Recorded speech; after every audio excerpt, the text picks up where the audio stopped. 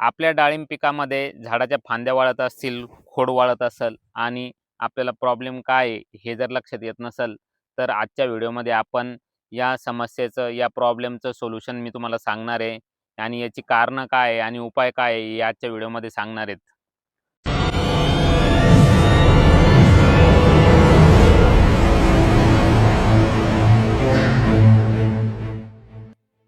शेतकरी बंधूंनो नमस्कार. मी आपला कृषी मित्र सचिन बाटे. आपल्या सर्व शेतकरी बंधूंचं आजच्या व्हिडिओमध्ये मी सहर्ष स्वागत करतो.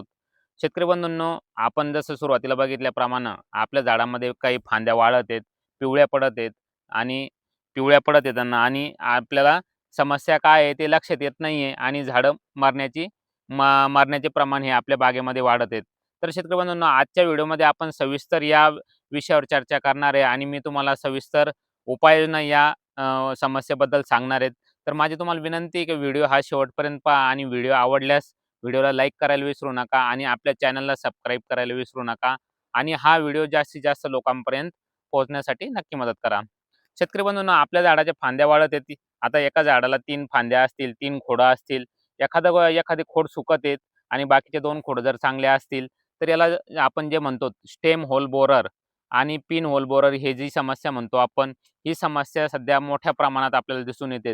ही एक मोठी समस्या बागेमध्ये. आणि दुसरी एक समस्या, जर मर आपण जी विल्टिंग म्हणतो, डायबॅक म्हणतो, ही मरचा समस्या, यामुळे पूर्ण झाडचं झाड सुकत आहेत. तर यामुळे पण झाडं सुकतात मरमुळं. आणि तिसरी एक जी समस्या आहे, आपल्या शेतामध्ये जे निमॅटोड आहेत, निमॅटोडचा प्रादुर्भाव जर असेल, तर झाडं हे सुकतात आणि आपल्या फांद्या पिवळ्या पडतात आणि सुकायला लागतात. तर मग या 3 समस्याचा आपल्याला आपल्या बागेमध्ये जर ही समस्या येत असेल, तर या 3 समस्या आपल्याला ओळखायच्या आहे आणि त्या हिशोबाने आपल्याला प्लॅनिंग करायचं आहे. तर आजच्या व्हिडिओमध्ये आपण pin hole borer, stem hole borer या समस्याचं, या किडीचं नियंत्रण कसं करायचं आणि याचा अटॅक कसा ओळखायचा हे आजच्या व्हिडिओमध्ये आपण बघणार आहेत. तर सर्वप्रथम आपण या किडीचा अटॅक हा कसा ओळखायचा? आपण जर आपल्या शेतामध्ये डॉक्टर लावला असेल माहितीसाठी किंवा आपण कोणाच्या हिशोबानं करत असाल, तर ते पण तुम्हाला सांगतील किंवा तुमच्याकडे डॉक्टर नसेल तर तुम्ही स्वतः pin hole borer, stem hole बोररचा ओळखू शकतात आणि त्याचं नियोजन करू शकतात. तर आपल्याला जर बघायचं असेल, तर आपल्याला जर ओळख करायची असेल पिन होल बोररची, जर आपण झाडाखाली पाहिलं, तर हे असा भुस्सा आपल्याला हा पडलेला दिसतो आणि ही फांदी सुकलेली दिसते. तर याला आपण स्टेम होल बोरर लागलंय असं समजायचं. आता हे जे इथं दिसतंय, इथं होल आहे याला आणि हे होल असल्यामुळे इथं हा भुस्सा पडत आहेत. तर अशा पद्धतीनं आपण हे जर भुस्सा पडत असेल आणि आपल्याला हे होल पाहून याचा उपाययोजना करायची आहे. तर शेतकरी बंधूंनो, मी तुम्हाला आज एक चांगला फॉर्म्युला सांगणार आहे, ज्यामध्ये stem hole borer, pin hole borer control करण्यासाठी तुम्हाला मदत होणार आहे. तर शेतकरी बंधूंनो, आपण 3, 6, 9, 12 हा फॉर्म्युला आपण या किडीच्या नियंत्रणासाठी वापरायचा आहे. तुम्ही म्हणसाल हा फॉर्म्युला काय आहे? तर मी तुम्हाला सविस्तर सांगतोय. 3 म्हणजे तुमचा मार्च महिना, 6 म्हणजे जून महिना आणि 9 म्हणजे तुमचा सप्टेंबर महिना आणि 12 म्हणजे हा तुमचा डिसेंबर महिना. या महिन्यामध्ये तुम्हाला खोडं हे धुवायचे आहेत. या महिन्यामध्ये अमावस्याला हे खोडं धुवायचे आहेत. या खोडं धुतल्यामुळं काय होईल? स्टेम होल बोररचा प्रादुर्भाव हा कमी होईल आणि आपले खोडं वाळणार नाहीत. तर या 4 महिन्यामध्ये वर्षातून 4दा हे खोडं धुणं गरजेचं आहे, ही कीड कंट्रोल करण्यासाठी.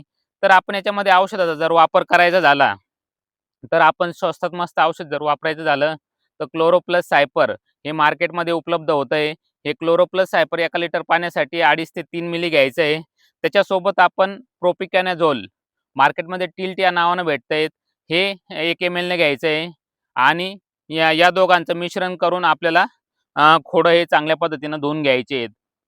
जर आपल्या बागेमध्ये सेटिंग चालू असेल, तर आपण हे औषध वापरायचं नाही आहे. आपल्या बागेमध्ये सेटिंग झाली असेल, तर आपण या औषधाचा वापर करू शकतात.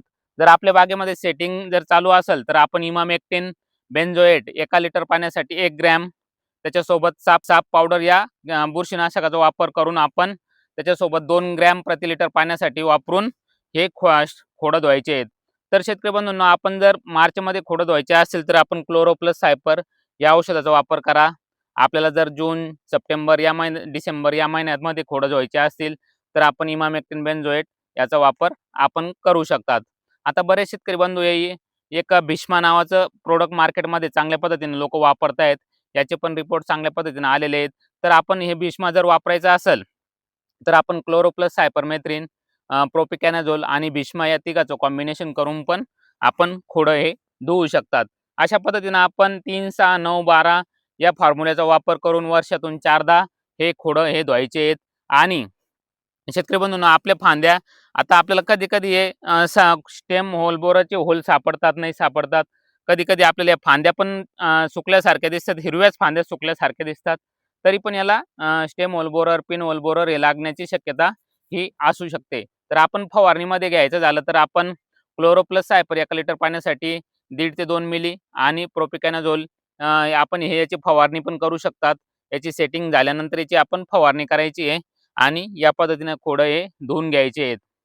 अशा पद्धतीने या पिन होल बोररचं नियंत्रण, स्टेम होल बोररचं नियंत्रण आपल्याला करायचं आहे.